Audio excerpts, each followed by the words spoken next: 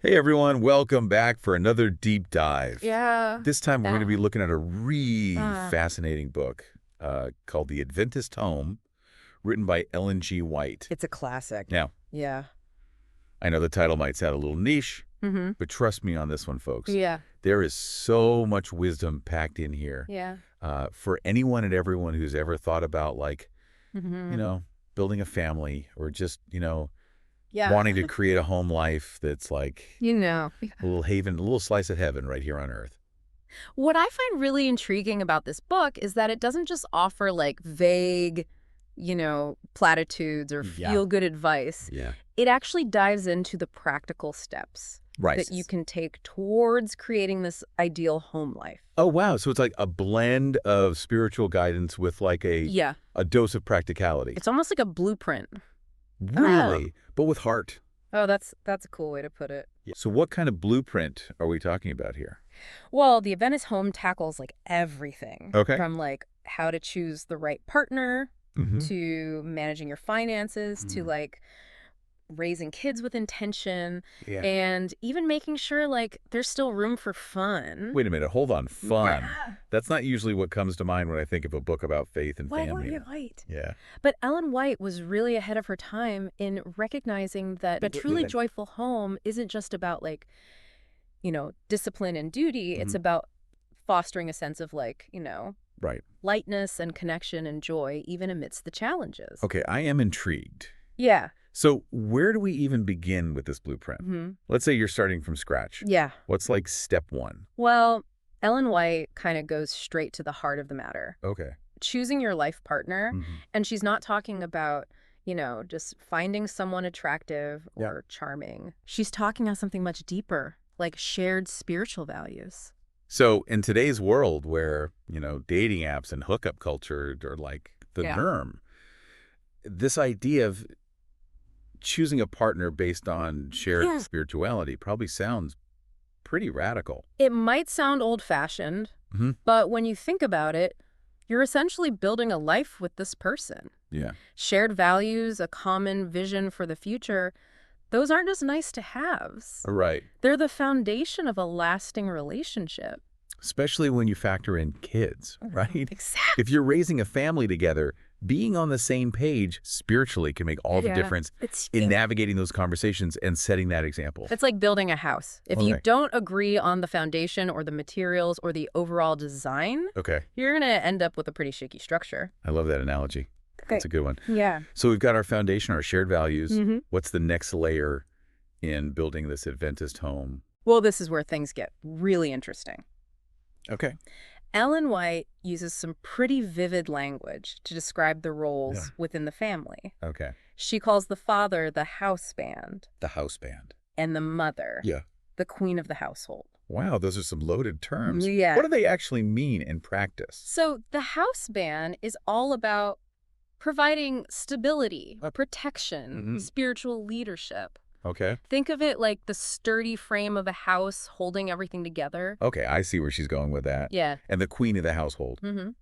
What's her role? Right. Is this just like code for being a stay-at-home mom who keeps the house spotless? It's much deeper than that. Okay. Ellen White saw the mother as the heart of the home, Correct. shaping its moral and spiritual atmosphere. Mm-hmm. Who usually sets the tone for family traditions, emotional support, Right. that nurturing energy. Yeah, in many families, that often does fall to the mother. Right. But doesn't this whole house band and queen thing feel a bit Yeah. traditional? Like, what about modern families where both parents work, Mhm. or where there's a single parent, or same-sex couples? That's a valid point. Yeah. It's important to remember that, Ellen White was writing in a different time, Right. but the underlying principles, I think, are still relevant. Yeah. It's about recognizing the unique strengths each partner brings to the table, creating a sense of shared leadership, Yeah. even if the specific roles look different. So we're adapting the blueprint, not necessarily following it to the letter. Exactly. The key is to find that balance Mm-hmm. that works for your family dynamic Yeah. while still honoring those core values of mutual respect and shared responsibility. That makes sense. Yeah. So we've laid the foundation with the shared values. Mm. We've got our house band and our queen, or Right. king and king, or queen and queen. Exactly. What's the next layer? Well, this is where Ellen White really gets down to the practical stuff. Okay. She devotes a lot of space to things like setting up a comfortable home, Right.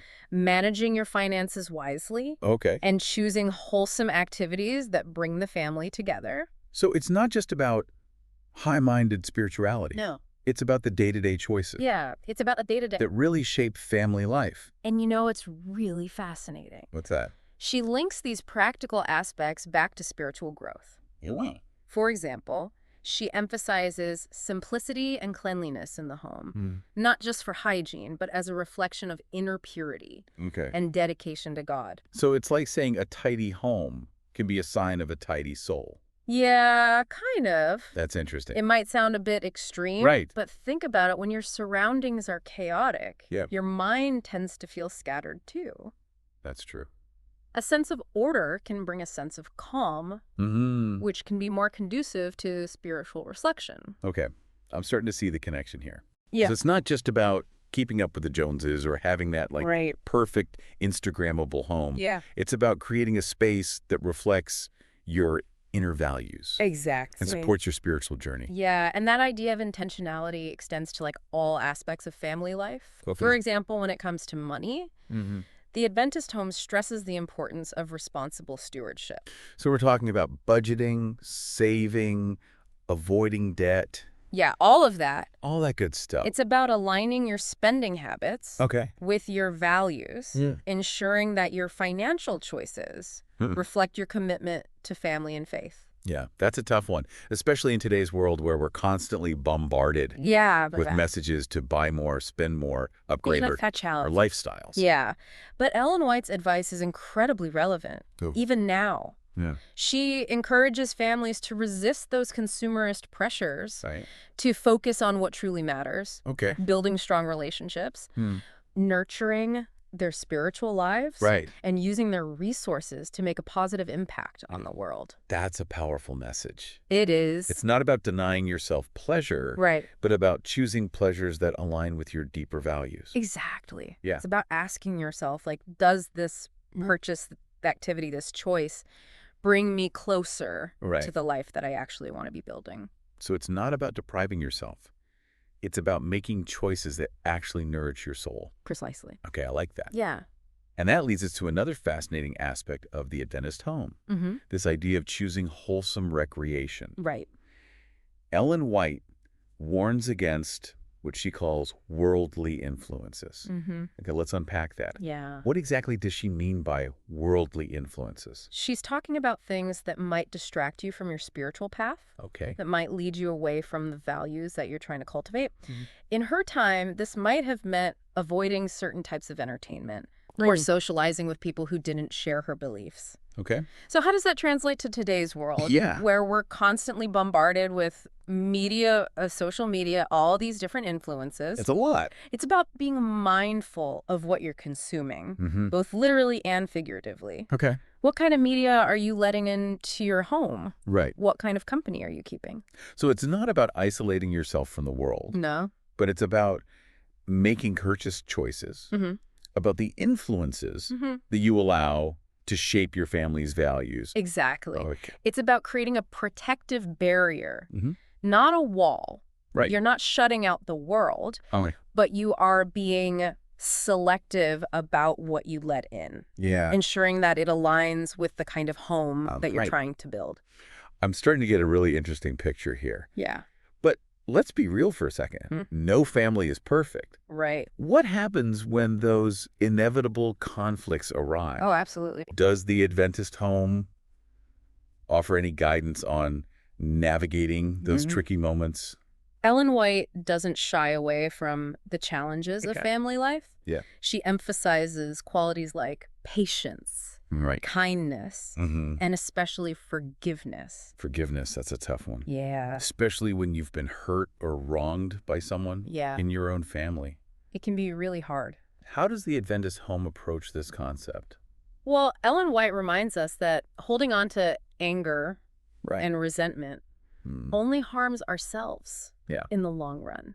It's true. Forgiveness, on the other hand, Okay. frees us from those negative emotions and allows us to move forward with grace. It's like that saying, holding on to anger is like drinking poison and expecting the other person to die. Exactly. Yeah. And you know what's really interesting? What's that? Ellen White links forgiveness back to that idea All right. of creating a heavenly home. Mm. She says that a home filled with bitterness Right. and resentment Yeah. is far from a reflection of heaven. So it's not just about being a good person. It's Yeah. about creating a certain atmosphere Yeah. within the home, an atmosphere that's conducive to spiritual growth Exactly. and connection. It's about recognizing that our actions, our attitudes, our choices all contribute to the overall energy of our homes. It's like we're all responsible. Yeah, we're co-creating an environment. And even our ability to support or hinders our spiritual well-being. And our family's happiness and even our ability to connect with something bigger than ourselves. It's almost like we're weaving a tapestry together. I love that. Each choice, each interaction adds another thread to the fabric of our family life. And forgiveness is one of those threads that can either strengthen the fabric or create snags and tears. It's about choosing to repair those tears to mend the fabric so that it can continue to hold us all together. In love and support. I love that. This has been such a fascinating exploration of these first layers of the Adventist home. We've talked about choosing partners, navigating roles, creating a haven, managing our resources, all with this intentionality and an eye towards spiritual growth. Yeah, absolutely. But we've only just scratched the surface. There's so much more to uncover. Oh, I can't wait. Yeah. So to our listeners, stay tuned for part 2 of our exploration of the Adventist home. I'll see you there. We'll dive even deeper into this fascinating book. Absolutely. Welcome back to our deep dive into the Adventist home. Last time we explored the foundations of building a joyful and spiritually grounded family. Yeah, those like core building blocks, the foundation. Exactly. But now I think it's time to talk about one of the most rewarding yet challenging aspects of building a family. Oh, yeah. Kids. So how does the Adventist home approach this whole parenting thing? It's fascinating. Okay. Ellen White doesn't see children as just passive recipients of care. Right. She sees them as active participants in family life. Really? She even calls them junior partners. Junior partners. That's a really interesting way to put it. Yeah. I mean, most parenting advice focuses on what we as parents do to our kids. This almost sounds like a more collaborative approach. It is. Okay, so what does that look like in practice? Well, it's about empowering kids, even from a young age, to take ownership and contribute their unique talents and ideas. Okay, but like my 5-year-old isn't exactly ready to balance the family budget. Right, of course. Or lead a Bible study. It's about age-appropriate responsibilities. Yep. Think simple chores like setting the table or helping with laundry. Okay. It's also about involving them in family discussions. Okay. Even if it's just asking their opinion on what to have for dinner. So it's not about giving them these like adult level tasks. Right. But it's about instilling that sense of responsibility and belonging early on. Exactly. It's about fostering a sense of agency. Okay. Ellen White believed that when kids feel like valued members of the team, they're more likely to thrive and develop a strong sense of self-worth. That makes a lot of sense. Yeah. It's not just about like getting the chores done. No. It's about shaping their character, their work ethic. Absolutely. Their sense of being a contributing member of the family unit. And you know what? Right. This approach can actually make parenting a bit easier. Oh, really? Yeah. When kids feel invested in the family's well-being, they're often more cooperative and willing to pitch in. Sign me up for that. Right. Now, what about the spiritual side of things? How does the Adventist home guide parents in nurturing their children's faith? One of Ellen White's key recommendations is daily family worship. We touched on this a little bit earlier, but you know, in today's world where schedules are jam-packed and screen time reigns supreme, it's tough. Finding time for daily family worship feels almost impossible. I know, but Ellen White believed it was non-negotiable. Okay. Think of it as like a daily dose of spiritual nourishment for the whole family. Well, what does that look like in a realistic sense? Right. I'm picturing these like hour-long prayer sessions with fidgety kids, Yeah. and a ticking clock. It doesn't have to be elaborate or time-consuming. Even just 15 minutes of dedicated time Okay. can be transformative. All right. It could be reading a short Bible passage together, Mm-hmm. sharing a moment of prayer, Okay. or even just discussing a moral dilemma from your child's day. So it's about quality over quantity. Yeah. It's about being intentional about carving out that space for connection, Mm-hmm. even if it's brief. Exactly. What are some other creative ways families can adapt this to their needs and schedules? Well, one idea is to incorporate it into meal times. You could share a short devotional thought Mm-hmm. or have each family member express one thing they're grateful for. Right. Another option is to use bedtime Okay. as a time for reflection and prayer. So it's about finding those natural pockets of time Mm. where you can pause and connect as a family Yeah. on a deeper level. Exactly. The key is to make it a consistent practice, something Okay. that kids come to expect and even look forward to. I love that. Yeah. It becomes like a cherished ritual, Yeah. not a dreaded chore. And remember, it doesn't have to be rigid or formal. Okay. You can sing hymns, Mm-hmm. read children's Bible stories, Right. even share stories from your own spiritual journeys. Yeah, it's about making it engaging and relevant Yeah. for everyone involved. The goal is to create a space where kids feel comfortable asking questions, expressing their doubts, Mm-hmm. and developing your own understanding of faith. I love that. Yeah. It's not about indoctrinating them with a set of beliefs. It's about encouraging them to explore their own faith journey. Absolutely. And the Adventist Home offers some really fascinating insights into Mhm. how parents can foster this sense of spiritual exploration. I'm all ears. Well, Ellen White emphasizes the importance of leading by example. Okay. You know, kids are incredibly perceptive. Oh, yeah. They're watching how we handle stress, Mhm. how we treat others, Right. how we prioritize our values in everyday life. So it's less about what we say and more about how we live. Exactly. Our actions speak louder than words. Okay. If we want our kids to develop strong moral compasses, Mhm. to embrace a life of faith, Right. we need to embody those values ourselves. That's a big responsibility. It is. It's not just about telling our kids to be kind or honest. Right. It's about actually being kind and honest ourselves. Yeah, it's about walking the talk. Walking the talk. And you know what? What? When we strive to live by our values, Mhm. we not only set a good example for our kids, but we also inspire them to do the same. It's like that ripple effect. Yeah. We talked about it a little earlier. Mm-hmm. It starts in the home and it ripples outward. It does. So a home where kindness and integrity are lived out Yeah. becomes a source of positive energy that extends outward, influencing not just our families, Right. but also our communities. That's a beautiful way to put it. Thank you. And it reminds me of another aspect of the Adventist home. Okay. Ellen White believed that a truly Christian home Mm-hmm. should be a beacon of light in the community, Okay. extending hospitality and generosity to others. So it's not just about creating that haven for your own family. Right. It's about sharing that warmth and generosity Yeah. with the world. Exactly. That can be challenging in today's world, It is. where we're often encouraged to focus on our own little bubbles. Yeah. So how can families put this idea of outward-facing hospitality Mm-hmm. into practice?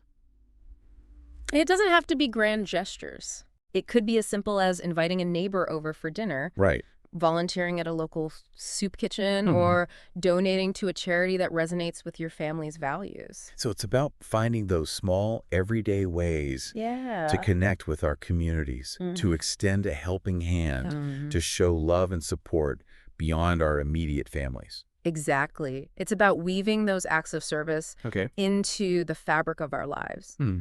Teaching our kids that faith isn't just about personal piety. Right. It's about making a positive impact on the world. That's a powerful message. It is. It's about raising kids who are not just successful in the traditional sense, Mm. but who are also compassionate, engaged, and committed to making a difference. It's about nurturing their hearts as well as their minds. I love that. Yeah. This has been such an insightful exploration It has. of raising kids in the context of building an Adventist home. Mm-hmm. We've talked about empowering them as junior partners, Yeah. fostering their spiritual growth, Mm-hmm. encouraging them to embrace a life of service. Absolutely. But, it's a journey, not a destination. It is. There will be bumps along the way, Oh, yeah. moments of frustration, Mm-hmm. times when those ideals feel a million miles away. For sure. But even in those messy, imperfect moments, Mm-hmm. there's beauty to be found in the striving, in the Oh, intentionality. Yeah. in that commitment to creating a home that reflects our deepest values. Beautifully said. Thank you. And speaking of striving and intentionality, in the next part of our deep dive, we'll explore how the Adventist home tackles the practicalities of creating a peaceful and harmonious living space. I can't wait. We'll delve into Ellen White's advice on everything, Okay. from meal planning to decorating Right. to cultivating those intangible qualities like joy and serenity within the home. To our listeners, stay tuned for part 3, Yeah, we'll see you there. where we continue to explore the fascinating world of the Adventist home. All right, welcome back to our final deep dive into the Adventist home. Yeah, part 3. We've talked about the foundations, choosing the right partner, navigating roles, all of that good stuff. Raising those junior partners. Right, raising those junior partners. Yeah. And now I think it's time to step inside Yeah. and actually get a feel for what this Adventist home actually looks and feels like. It's amazing how the Adventist home goes beyond just the theory and dives into the practicalities of creating a peaceful and harmonious living space. So what are we talking here? Are we talking serene colors, essential oil diffusers, a meditation corner? It's surprisingly down to earth. Real? Ellen White emphasizes cleanliness, order, and an inviting atmosphere. Okay, so a clean house equals a closer connection to God. Well, she believed that a well-kept home wasn't just about aesthetics. Right. It reflected an inner state of peace and dedication to God. So it's more about the inner state being reflected outwardly. Exactly. Okay. Think about it. When your surroundings are chaotic, your mind tends to feel scattered too. Yeah, that's true. But a sense of order can bring a sense of calm, Okay. which can then be conducive to spiritual reflection and connection. Okay, so decluttering your mind by decluttering your space. Yeah, kind of. But let's be real here. Yeah. Maintaining a spotless home with kids running around, Oh, I know. it's a challenge. Yeah, it's like trying to shovel snow during a blizzard. It really is. Ellen White encourages families to work together on this, assigning age-appropriate chores. Right. So everyone contributes to the upkeep of the home. So it's not about perfection. It's about shared responsibility Exactly. and instilling those life skills early on. Yeah, turning chores into a family bonding activity. I like that. Right. But let's move beyond just the physical space. Okay. How do we cultivate those less tangible qualities? Yeah. Like joy and serenity within the home? Well, one of Ellen White's key recommendations, which we talked about before, is regular family worship. Okay. Beyond that, she encourages families to engage in activities that nourish the mind and spirit. Okay. Things like reading uplifting books, Right. listening to inspiring music, spending time in nature. So it's about being intentional, about the energy we bring into our homes. Yeah. Choosing things that uplift and inspire rather than drain or distract us. Exactly. Okay, what about meal times? Is there anything in there about meal times? Ellen White believed that meal times should be more than just refueling. Okay. She saw them as opportunities for meaningful conversations, Right. sharing stories, and strengthening family bonds. So put down the phones, gather around the table, and actually connect. It sounds revolutionary, It does. but that's the beauty of it. Right. It's about reclaiming those simple yet profound moments Yeah. that create lasting memories. And nurture those deeper connections. Yeah. It's about slowing down, savoring the moment, Yeah. appreciating the gift of family. Precisely. And remember creating this heavenly home. Yeah. It's not about replicating some idealized image. Right. It's about infusing your unique space with love, Yeah. warmth, and a sense of shared purpose. It's about making it your own, Yeah. making it a haven that reflects your family's values and nurtures your spiritual growth. Exactly. The Adventist home.